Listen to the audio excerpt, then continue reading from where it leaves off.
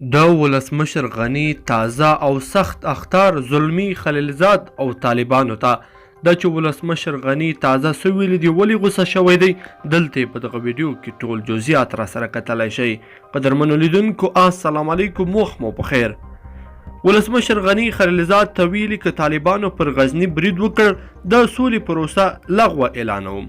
طالبان نه اعلان شوي لویو عملیاتو ته تیاری نیسي تر څو لوګر، غزني، میدان وردګ، فراه او اروزګان ولایتونو مرکزونه حد اقل د یوې ورځې لپاره ونیسي.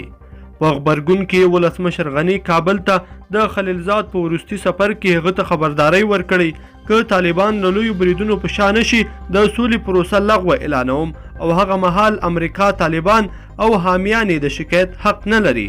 ولسمشر غني اروپایي ټولنې په کابل کې د امریکا سفیر، د انګلستان سفیر، د چین سفیر او د 13 نورو هیوادونو سفیرانو ته سره هم خپل پیغام شریک کړی دی.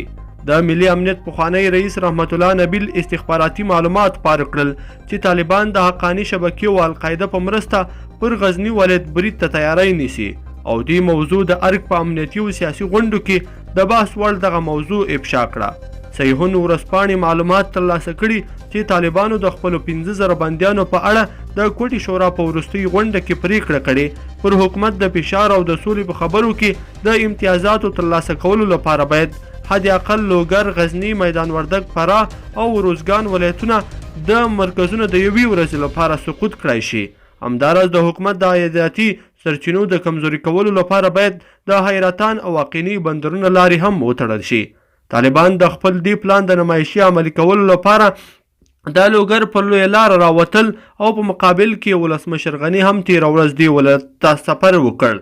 په دې هیله چې دا ویډیو به مو راسره تر پایه پورې کتلی وي. که مو ویډیو خوښه شوې وي ډېر لایک کړئ سره او چینل هم سبسکرایب کړئ.